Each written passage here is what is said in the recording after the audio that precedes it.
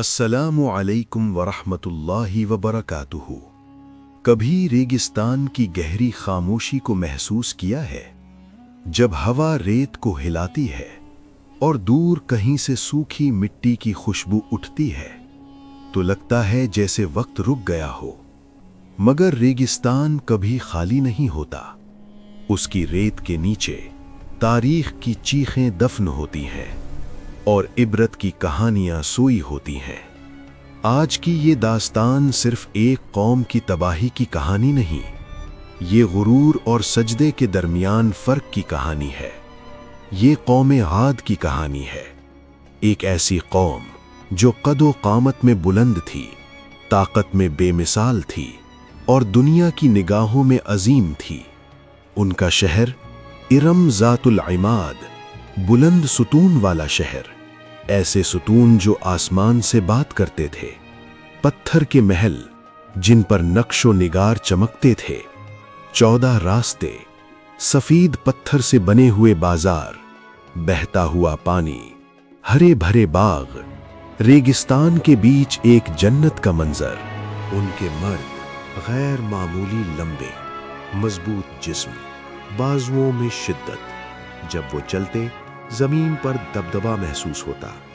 ان کے سردار ریشمی لباس، سونے کے بازو بند اور آنکھوں میں تکبر لیے وہ محلوں کی اونچی سیڑھیوں پر کھڑے ہو کر کہتے، ہم سے زیادہ قوتور کون ہے؟ انہیں لگتا تھا کہ ان کی عمارتیں انہیں ہمیشہ محفوظ رکھیں گی، ان کے ستون کبھی نہیں گریں گے، ان کا شہر کبھی ختم نہیں ہوگا۔ مگر جب دل اللہ کو بھول جائے تو عمارتیں بھی بچاتی نہیں۔ نعمتیں بڑھتی گئیں مگر شکر کم ہوتا گیا۔ پہاڑوں کو تراشا گیا اور ان میں سے بت نکالے گئے، بڑے بڑے پتھر کے دیوتا جن کے سامنے مشالیں جلتی رہتی تھیں۔ لوگ سجدے میں جھکتے مگر رب کو بھول چکے تھے۔ کمزور لوگ دبائے جاتے، غریب حق سے محروم ہوتے اور طاقتور اور زیادہ سخت ہو جاتے۔ ظلم عام ہو گیا اور حق عجیب لگنے لگا۔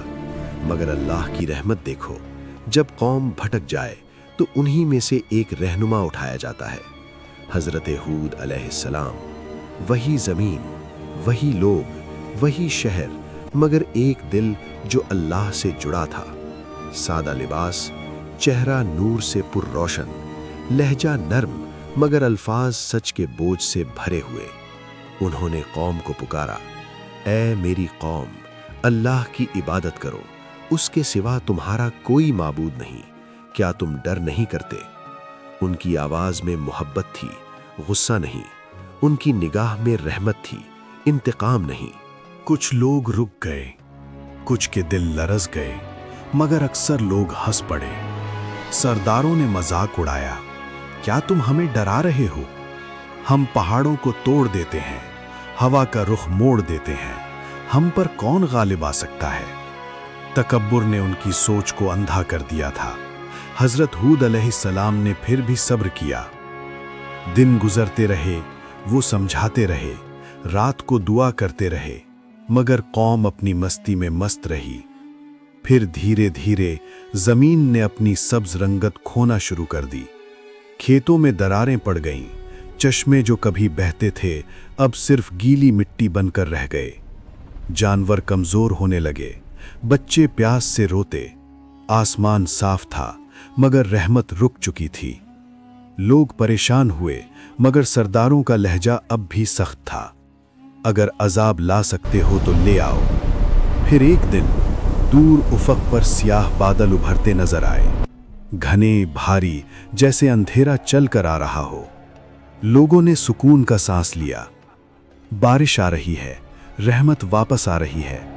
مگر حضرت ہود علیہ السلام نے آسمان کو دیکھا اور ان کی آواز میں درد تھا، یہ رحمت نہیں، یہ وہ عذاب ہے جسے تم جلدی مانگتے تھے۔ ہوا چلنا شروع ہوئی، پہلے ہلکی، پھر تیز، پھر اتنی سخت کہ ریت کے طوفان اٹھنے لگے۔ درختیں جھک گئے، مشالیں بجھ گئیں، بچے چیخنے لگے، اور پھر آندھی نے شہر کو گھیر لیا۔ ستون لرز اٹھے، محل درک گئے، وہ طاقتور مرد جو کل تک فخر سے کہتے تھے ہم سے زیادہ قوتور کون ہے، آج ہوا کے سامنے بے بس تھے۔ ان کے مضبوط جسم ہوا میں اٹھنے لگے جیسے کھوکھلے تنے۔ 7 رات اور 8 دن ہوا چلتی رہی، نہ رکنے والی نہ تھکنے والی۔ تکبر کو جڑ سے اکھاڑ دیا گیا۔ جب آندھی رکی تو نہ محل باقی تھے، نہ ستون، نہ فخر کے الفاظ، صرف مٹی اور گہرا سناٹا۔ ارم جو کبھی شان کی مثال تھا، ریت کے نیچے سو گیا۔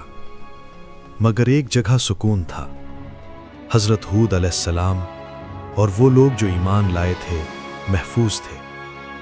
سورج ڈوب رہا تھا، نارنگ کی روشنی تباہ شہر پر پھیل رہی تھی، جیسے قدرت کہہ رہی ہو، دیکھو اصل قوت کس کے ہاتھ میں ہے۔ آج بھی جب ریگستان کی ہوا چلتی ہے تو وہ کہانی سناتی ہے۔ عمارتیں بلند ہو سکتی ہیں مگر انسان کا تکبر انہیں نہیں بچا سکتا۔ دولت زیادہ ہو سکتی ہے مگر رب کی نفرت سے نہیں بچا سکتی۔ طاقت ہو سکتی ہے مگر اللہ کے عذاب کے سامنے کچھ بھی نہیں۔ غرور اٹھا دیتا ہے مگر سجدہ بچا لیتا ہے۔ نعمت اگر شکر کے بغیر ہو تو امتحان بن جاتی ہے، اور جو قوم اپنے رب کو بھول جائے وقت اسے یاد دلا دیتا ہے۔ یہ کہانی تاریخ نہیں، یہ آج کے لیے پیغام ہے۔ اپنی طاقت پر فخر مت کرو، اپنی دولت پر غرور مت کرو، کیونکہ طاقت صرف اللہ کی ہے۔ سبحان اللہ۔